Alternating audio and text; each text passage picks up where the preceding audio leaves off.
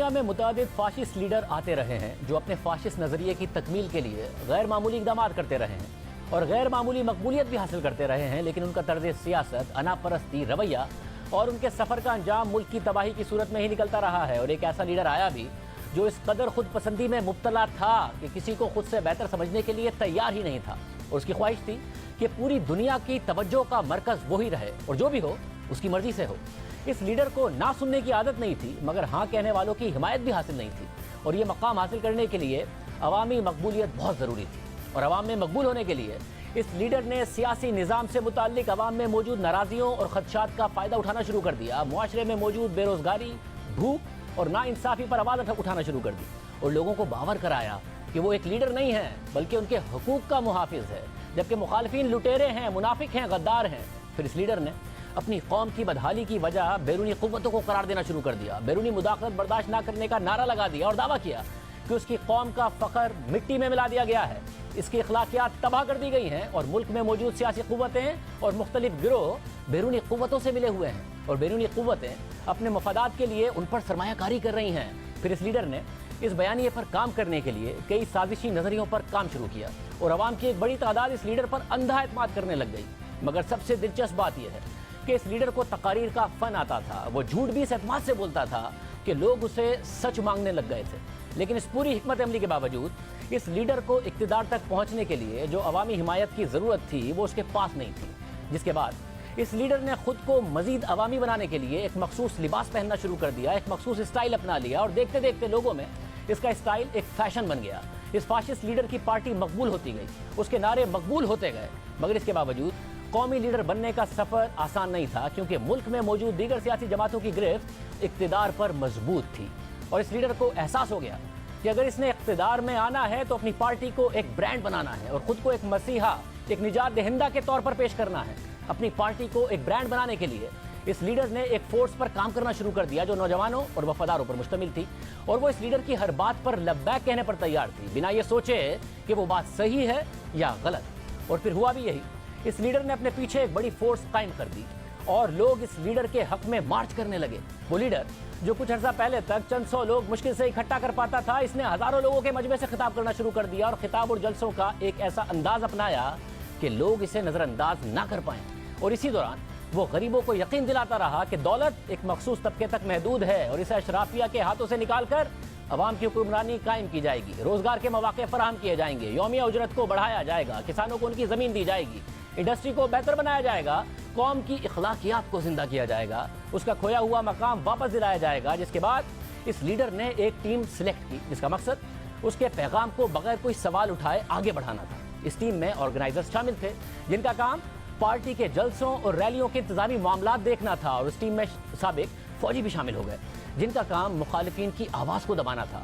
پھر اس لیڈر کے ساتھ ملک کے امیر ترین لوگ بھی آ گئے، اور انہوں نے اس لیڈر کو اقتدار میں لانے کے لیے اس پر سرمایہ کاری شروع کر دی، یعنی اس لیڈر کو عوامی حمایت ملنا شروع ہو گئی، سرمایہ کار ملنا شروع ہو گئے، بڑے بڑے صنعت کار اور میڈیا ٹائکونز نے اس لیڈر کے سیاسی مہم کے اخراجات اٹھائے۔ لیکن اس لیڈر کو ایسے لوگوں کی تلاش تھی جو اس لیڈر کے جھوٹ پر مبنی پیغامات کو ایک بیانیہ بنا کر عوام کو ذہن نشین کروا دے، اور پھر اس لیڈر کو ایسے لوگ ملے بھی جنہوں نے وفاداری کا وعدہ کیا اور پروپیگنڈا کرنے کے لیے جدید میڈیا کا استعمال کیا، ایک باقاعدہ نیٹ ورک بنایا، اور اس بات پر اتفاق کیا کہ ہر جلسے میں، ہر تقریر میں ایک ہی بات کو بار بار دہرایا جائے، چاہے وہ جھوٹ ہی کیوں نہ ہو، مگر اس بات پر زور دیا جائے اور بار بار دیا جائے، اتنی بار دہرایا جائے کہ جھوٹا پروپیگنڈا بھی سچ لگنے لگے۔ اور ہوا بھی یہی، دیکھتے دیکھتے ایک ہی قسم کا بیانیہ ذرائع ابلاغ کے مختلف پلیٹ فارمز پر دیا جاتا، جس کی وجہ سے اس لیڈر کے حامی تو کیا، مخالفین کو بھی اس کی باتیں یاد ہو گئیں۔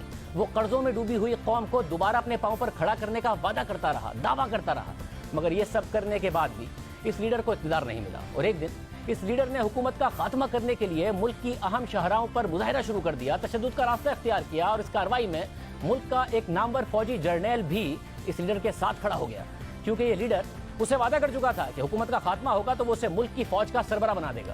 مگر مظاہروں اور پرتشدد واقعات کے باوجود اس لیڈر کو اقتدار نہیں ملا، اور اس وقت کی حکومت نے اس پر مقدمات بنائے، مگر اس فاشسٹ لیڈر نے ہار نہیں مانی، کیونکہ اسے احساس ہو گیا تھا کہ اب اس کی قوم کے پاس اور کوئی متبادل نہیں ہے۔ وقت بدلا، حالات بدلے، ملک کی سیاسی صورتحال بدلی، اور پھر ملک میں انتخابات ہوئے، تو اس لیڈر کی پارٹی نے حیران کن طور پر 30% سے زائد ووٹ حاصل کر لیے۔ اکثریت نہیں ملی، مگر اس فاشسٹ لیڈر نے ایک ایسا ماحول پیدا کر دیا कि उसके बगैर हुकूमत बनाना मुश्किल हो गया और फिर देखते देखते ये लीडर मजीद मकबूल होता गया और फिर ये फाशिस्ट लीडर एक कोलिशन हुकूमत का सरबराह बन गया। और फिर इस लीडर ने अपने फाशिस्ट नजरियात की तकमील के लिए कानूनी, गैर कानूनी, इखलाकी, गैर इखलाकी, सही गलत तमाम इकदाम उठाए। इदारों को यरगमाल बना लिया। जिस शख्स से इस लीडर को खतरा या इख्तिलाफ था उसे गिरफ्तार करवाया गया। सियासी जमातों को दीवार से लगाया गया। अपोजिशन को सिरे से खात्मा करने की कोशिश की गई। मीडिया का गला घोट दिया गया। आज़ादी इज़हार राय को दबा दिया गया। ऐसे कानून बनाए गए जिससे सारे इख्तियारात इसके पास आते गए। बगैर सबूत की गिरफ्तारियों के लिए कानून मंजूर कराए गए और लोगों में यह खौफ फैला दिया गया कि मुल्क खतरे में है और खुद को एक बहादुर लीडर के तौर पर पेश किया और वादा किया कि वो इस कौम को इसका खोया हुआ मकाम वापस दिलाएगा। मगर इस मुल्क का खोया हुआ मकाम तो वापस नहीं आया। वो मुल्क मजीद पस्ती में चला गया। एक ज़माना था कि ये लीडर अपनी कौम के लिए एक हीरो था और आज इस लीडर की ओनरशिप भी कोई लेने को तैयार नहीं है। जिस फाशिस्ट लीडर की बात हो रही है वो एडोल्फ हिटलर है, जिसने आज से 77 साल पहले आज ही के दिन यानी 22 अप्रैल को अपनी शिकस्त करीब देखकर इश्तियाल में आकर कहा कि मैं बर्लिन में आखिरी दम तक रहूंगा और भागने के बजाय खुद को गोली मार दूंगा। और उसके 8 दिन बाद हिटलर ने अपनी एहलिया के साथ खुदकुशी कर ली। आज हिटलर को पूरी दुनिया जानती है। शायद हिटलर जैसी मकबूलियत किसी लीडर को मिली हो, लेकिन वो मकबूलियत अच्छाई के लिए नहीं थी। हिटलर को आज भी लोग याद करते हैं तो एक नस्लकुश, पागल और एक फाशिस्ट लीडर के तौर पर याद करते हैं। ये तो माजी की बात थी, मगर मौजूदा दौर में भी एक ऐसा लीडर है जो कहता तो खुद को जमहूरी है लेकिन रवैया आमराना है। ये लीडर मकबूल नारे लगाकर इक्तिदार में आया। कहा कि वो सबसे पहले अपनी कौम की बात करेगा, दूसरे ममालिक की जंगों में शामिल नहीं होगा, मुल्क को कौमी खसारा खत्म कर देगा, मुखालफिन को जेल में डाल देगा। हर रोज जज्बाती तकारीर और ट्वीट्स करता रहा।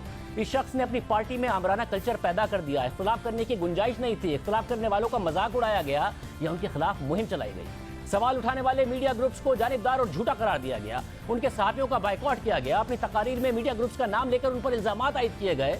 ये लीडर हर वक्त अपनी बात करता था। इसमें बहुत मैं थी, अना भी बहुत थी। और जब अवाम ने इस लीडर को मौका फराहम किया और वो डिलीवर नहीं कर सका, नतीजतन इस लीडर को शिकस्त का सामना करना पड़ा। वोटिंग के जरिए इस लीडर को निकाल दिया गया, मगर इस लीडर ने शिकस्त मानने से इनकार कर दिया। मुल्क में एक सियासी बहरान पैदा कर दिया। आखिरी वक्त तक कोशिश की कि कोई रास्ता निकल आए ताकि वो इक़्तिदार में रहे, मगर जब कोई रास्ता नहीं निकला तो इस लीडर ने कई इल्जामात आयद किए, एक साजिशी नजरिया ईजाद किया, अवाम को सड़कों पर आने का कहा, अफरा तफरी का माहौल पैदा कर दिया और मुल्क की आज़ादी को बुनियाद बनाकर तमाम गैर आईनी इक़दामात को एक कौमी खिदमत करार दे दिया। और जब इस लीडर को पार्टी के कुछ लोग भी इसके खिलाफ हो गए तो इसने उनको भी बदनाम करना शुरू कर दिया, धमकियां देना शुरू कर दी। और खौफ की वजह से उसके अपने पार्टी के मुनहरिफ अरकान राय देने के लिए, पार्लियामेंट में जाने के लिए हिफाजती इक़दामात करके गए, सिक्योरिटी की गारंटी लेकर गए। और दूसरी तरफ आखिरी वक्त तक ये लीडर इक़्तिदार से चिमटा रहा और इस दौरान एक ऐसी बहस का आगाज़ कर दिया कि अवाम इसकी कारकर्दगी पर बहस कम और उसके झूठ पर मबनी बयानिए पर ज़्यादा बात करने लगे। अहम बात यह है कि शिकस्त के बावजूद ये लीडर अपने हामियों में इतना मकबूल हो गया कि वो शिकस्त कबूल करने के लिए ज़हनी तौर पर तैयार ही नहीं थे। इसके हामी उसकी आमराना तर्ज हुकूमत के बावजूद इसे हीरो करार देते रहे, एक विक्टिम करार देते रहे, एक ऐसा लीडर करार देते रहे जिसके साथ ज़्यादती हुई है और आज भी उसके लिए हमदर्दी रखते हैं। जिस लीडर की बात हो रही है वो डोनाल्ड ट्रंप हैं, जिन्होंने अमरीकी सियासत को तहस नहस करके रख दिया था। और उनके हामियों की तरफ से कैपिटल हिल की इमारत पर हमले को आज 16 महीने हो गए हैं और ट्रंप को इक़्तिदार से गए भी तकरीबन 16 महीने हो गए हैं। मगर ट्रंप ने अमरीकी सियासी निज़ाम को जो नुकसान पहुंचाया उसका खमियाजा वो आज भी भुगत रहे हैं। अमरीकी मुआशरे में जो नफरत का बीज बोया गया उसकी नशोनुमा आज भी हो रही है।